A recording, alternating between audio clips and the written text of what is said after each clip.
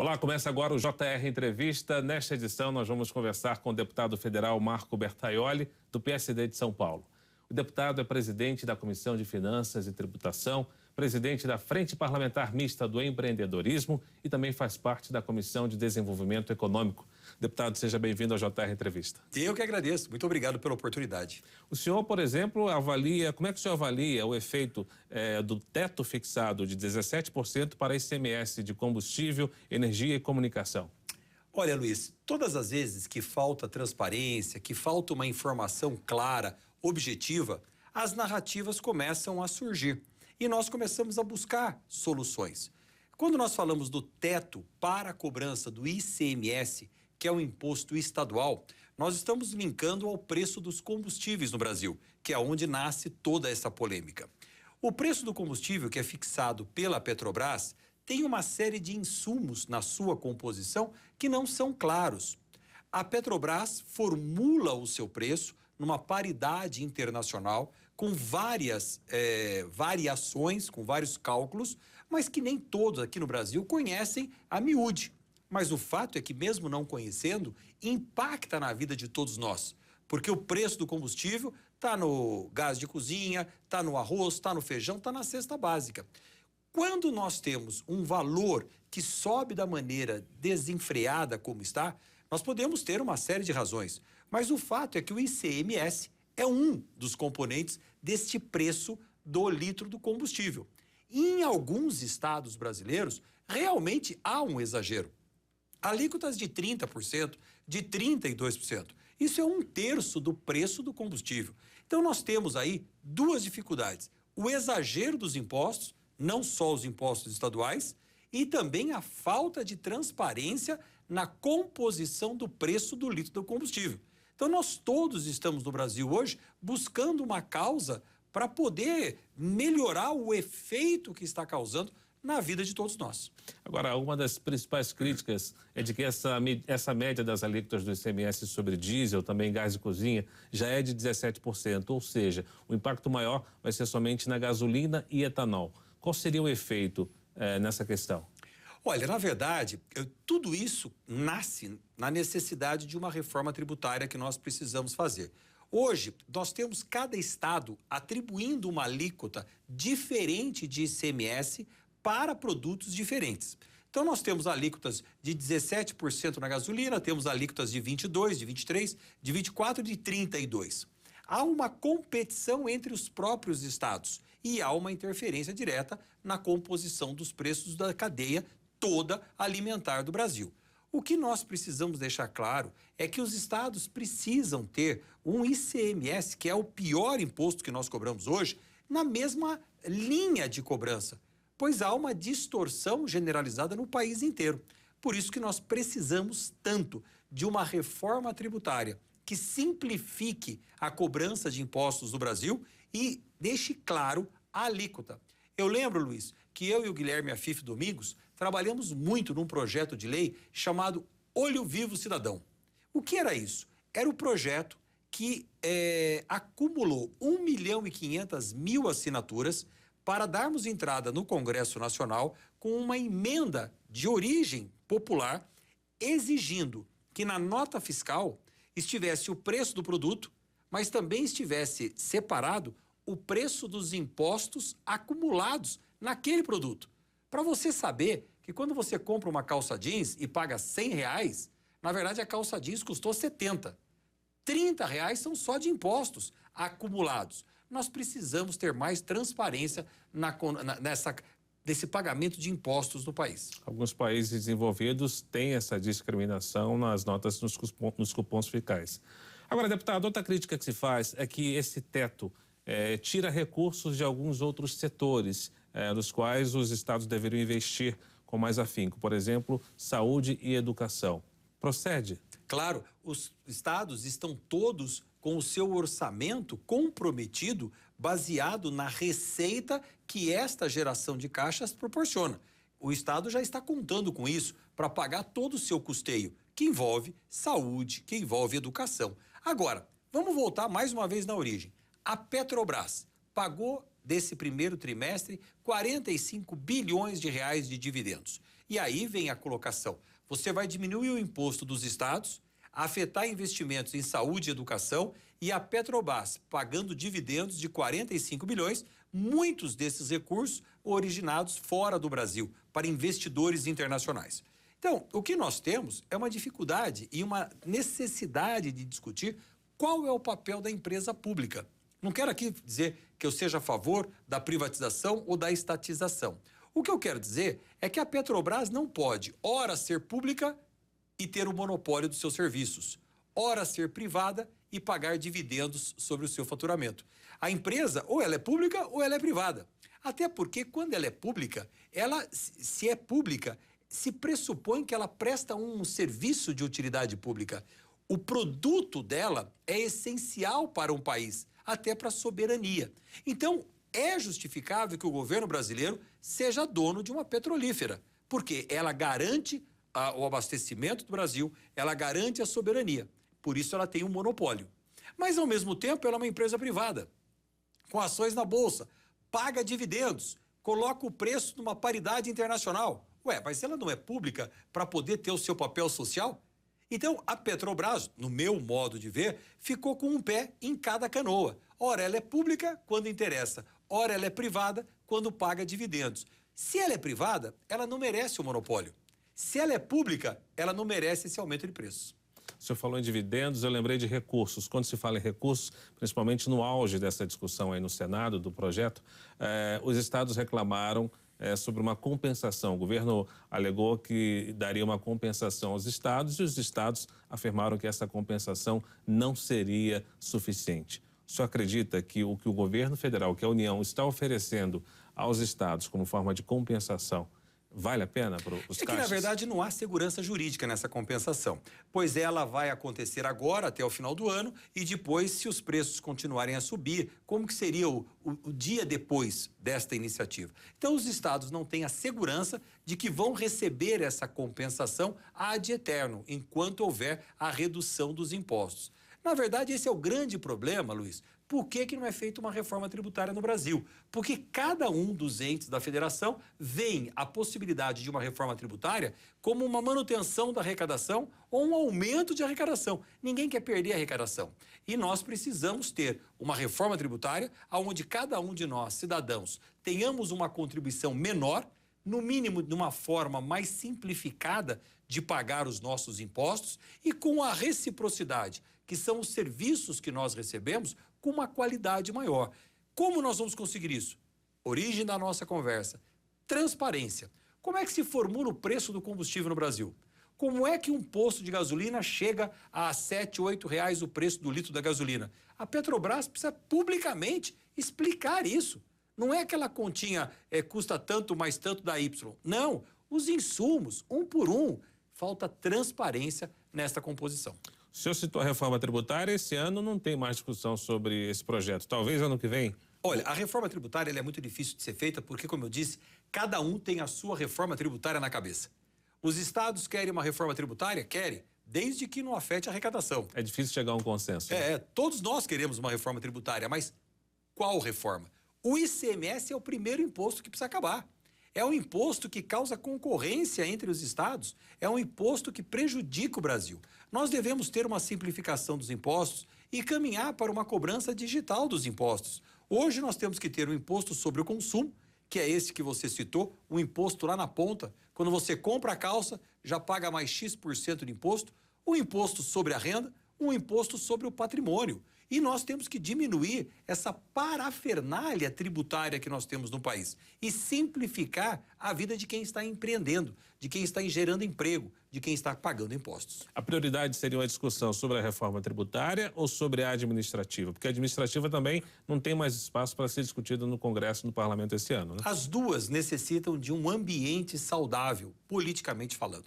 Por isso que se diz que as reformas, as grandes reformas, devem ser feitas no primeiro ano de governo, quando aquele governo acaba de ser eleito e tem toda a prerrogativa popular para usar a sua incumbência, o seu voto, para propor uma reforma tributária e uma reforma administrativa. Sem dúvida alguma, são as duas reformas mais importantes que o Brasil precisa hoje. uma reforma tributária justa, que simplifique o mecanismo pelo qual nós pagamos impostos. Veja que eu não estou falando nem da alíquota, hein? O imposto médio no Brasil hoje é de 35%. Não vamos nem falar disso. Mas como eu pago o meu imposto? Essa complicação precisa ser resolvida. E a segunda questão, a reforma administrativa, é modernizar o Estado brasileiro, modernizar as profissões dentro do nosso Estado, modernizar a gestão pública para que ela possa ser mais eficiente e proporcionar ao cidadão um serviço de qualidade, como resposta aos impostos que nós estamos pagando. Então, se nós temos uma busca de uma forma de pagamento de impostos mais simplificada, que proporcione um Estado mais eficaz, que me devolva o que eu paguei em serviços públicos de qualidade, eu busco aquilo que todo cidadão almeja, que é a qualidade de vida. Nós lembramos que você pode assistir ao JR Entrevista na Record News, também no portal R7, no Play Plus e ainda em nossas redes sociais. Deputado, o senhor é presidente da Frente Parlamentar Mista de Empreendedorismo e também autor aí de uma proposta que muda regras do Programa Nacional de Apoio a Microempresas e Empresas de Pequeno Porte, o chamado PRONAMP. O que é que essa mudança diz detalhadamente? Olha, o emprego, da forma que nós conhecemos, carteira assinada, CLT, está cada vez mais difícil. E nós estamos vendo uma quantidade muito grande de brasileiros gerando o seu autoemprego, criando uma empresa, criando um microempreendedor individual ou uma microempresa. O ambiente que cerca essa microempresa é muito ruim do ponto de vista tributário. Nós precisamos melhorar esse ambiente para que este empreendedor possa sobreviver fazendo aquilo que ele sabe fazer.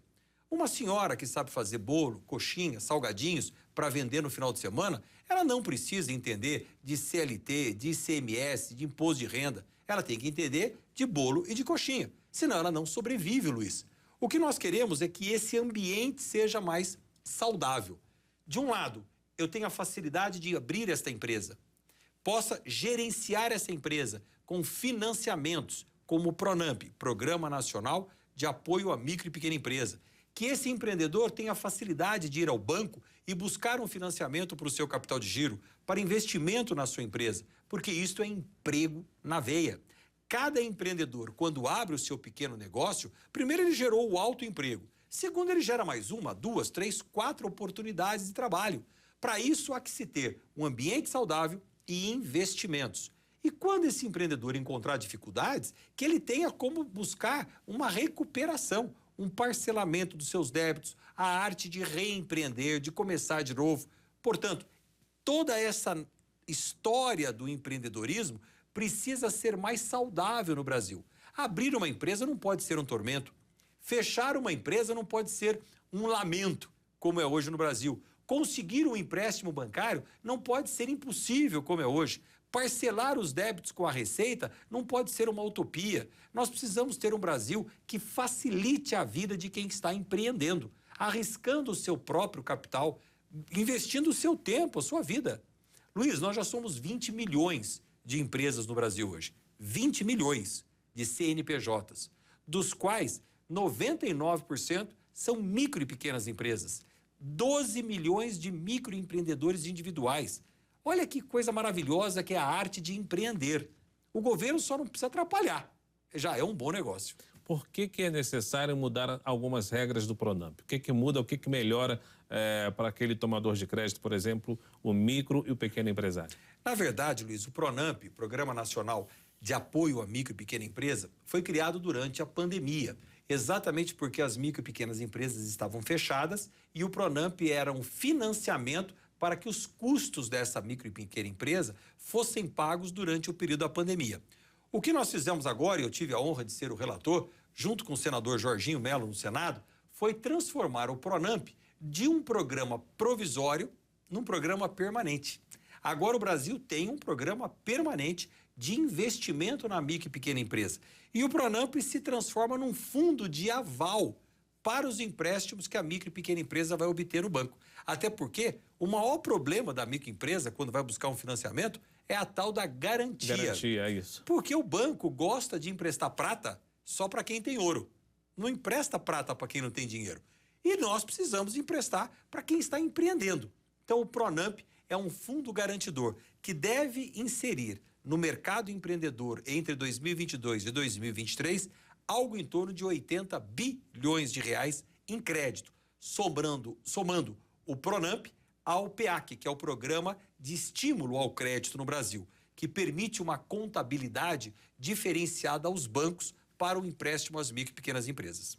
O deputado foi relator da Lei do Ambiente de Negócios, que prevê uma série de simplificações. Quase um ano depois de entrar em vigor, o que mudou com o impacto dessa lei? Quando se fala em simplificação, o senhor citou aqui Guilherme Afif Domingos também, que defendia muito essa questão de simplificação. Os governos que entram falam que querem simplificar, mas cada vez mais a gente vê que ainda há muito o que fazer. O que muda? Falta uma ação concentrada para buscar essa simplificação. Por exemplo, na Lei do Ambiente de Negócios, que eu tive a oportunidade de ser o relator, nós aprovamos o fim das 3 inscrições às quais uma empresa é obrigada a fazer. Quando você abre uma empresa, você tem que fazer a inscrição municipal, na prefeitura municipal. Aí você abre a mesma empresa no estado e tem a inscrição estadual. E aí você abre a mesma empresa no governo federal e tem o CNPJ. A mesma empresa, microempresa, 3 números de identificação diferentes, no município, no estado e na União. Nós acabamos com isso. Hoje é CNPJ, cadastro único no Brasil para a empresa. Não tem essa... A prefeitura que use o mesmo número do CNPJ, o estado que use o mesmo número, identificação única. Isso já é lei, foi aprovado pela Câmara Federal, pelo Senado Federal. Agora precisa regulamentar. A DREI, que é a Divisão de Registro Empresarial do Brasil, precisa agir, porque é lei, precisa fazer funcionar. Então, muitas vezes nós temos boas legislações, mas a aplicação vem a passos de tartaruga. O ambiente de negócios mudou muita coisa, exatamente como o nome diz, na arte de empreender.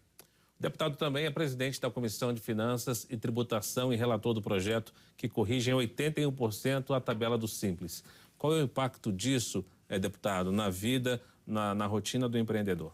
Aí uma boa notícia, Luiz. Nós acabamos de aprovar na Comissão de Finanças e Tributação um relatório de minha autoria que atualiza a tabela do MEI, da microempresa e da empresa de pequeno porte no Brasil. O MEI, que é o microempreendedor individual, ele se caracteriza por um limite de faturamento anual que está em R$81 mil desde 2016. O que nós fizemos? Pegamos o IPCA, atualizamos ano a ano, que é o índice oficial do Brasil, do IBGE, o IPCA, e chegamos em 2022. E esse valor foi para R$144 mil. A microempresa, que está limitada a um faturamento de R$360 mil desde 2006. Pior ainda, nós atualizamos pelo IPCA sem aumentar nada. Não tem aumento, é só atualização pelo IPCA. Vamos a R$860 mil. E a empresa de pequeno porte, que está limitada no seu faturamento anual a 4 milhões e 800, nós levamos para 8 milhões e 640. Aprovado nesta semana passada na Comissão de Finanças e Tributação que eu presido. Agora está na CCJ, Comissão de Constituição e Justiça, mas só para ver a questão constitucional. Portanto, nós deveremos ter no plenário, nos próximos dias, a aprovação final desse PLP 108/2021, que dá fôlego à pequena empresa brasileira. Nós vamos a um pequeno intervalo, JR Entrevista volta daqui a pouquinho. Vamos falar sobre o Estatuto do Aprendiz, em instantes.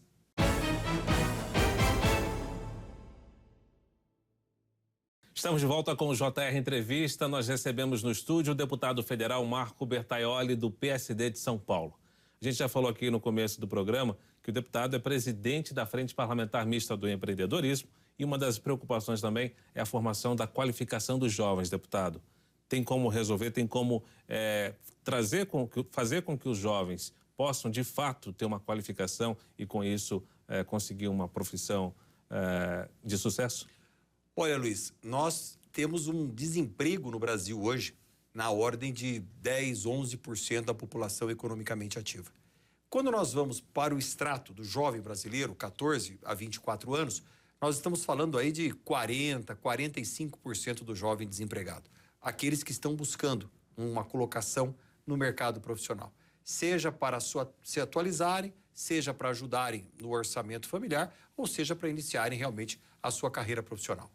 No Brasil, é proibido o trabalho a menores de 16 anos.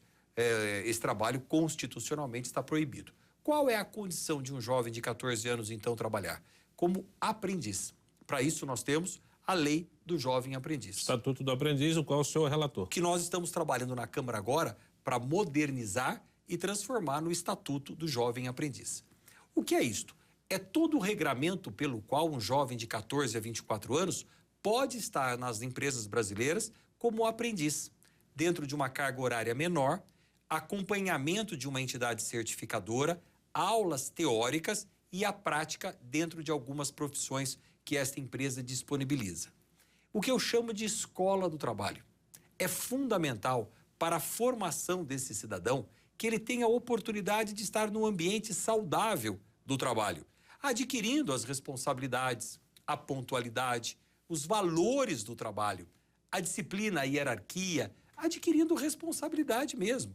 E isso faz com que este jovem, que hoje aos 14 anos, às vezes até menos, Luiz, já sabe tudo sobre como comprar, já sabe tudo sobre a melhor marca da calça, a melhor marca do tênis, o iPhone da hora, também saiba o valor de se trabalhar para conquistar. Agora, por um outro lado, as empresas precisam ter um ambiente saudável para contratar os jovens. E hoje, mais uma vez, nós temos uma parafernália de normas técnicas, portarias, que complicam a vida das empresas que contratam os nossos jovens. Nós estamos trabalhando numa comissão especial na Câmara Federal para simplificar a legislação, sem excluir direitos e obrigações, mantendo o Estatuto do Jovem Aprendiz no âmbito da CLT, da Consolidação das Leis do Trabalho no Brasil, direitinho, mas simplificando para que as empresas possam contratar mais.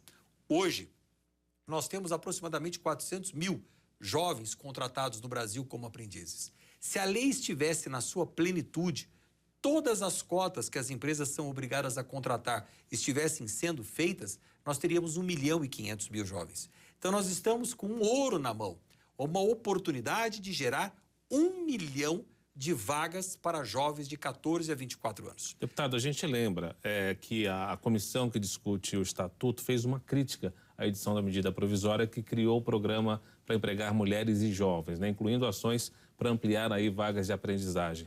Claro. Dá para chegar a um consenso? Não, o consenso é que essa medida provisória, no que diz respeito ao jovem aprendiz, está equivocada, por duas questões. A medida provisória 1116, editada pelo governo, no âmbito do trabalho da mulher, está correto e deve avançar. Mas nos tópicos que eles inserem, falando do jovem aprendiz, primeiro, é equivocado pela forma que fizeram. Eles não poderiam ter feito uma medida provisória, Ministério do Trabalho, enquanto a Câmara Federal está debruçada numa comissão especial tratando do mesmo assunto. É um desrespeito com a Câmara Federal. E a segunda, o que eles incluíram é muito ruim. Eles diminuem drasticamente, com os itens que eles alteram na medida provisória, o número de jovens aprendizes no Brasil. Portanto, só tem um caminho para esses artigos que foram incluídos na medida provisória, é eles serem rejeitados pela Câmara Federal. E é isso que eu estou propondo e vou trabalhar para que aconteça. Para que, na sequência, a comissão especial que eu relato possa apresentar o novo Estatuto do Jovem Aprendiz Brasileiro e abrir 1 milhão de vagas para os jovens brasileiros no mercado de trabalho.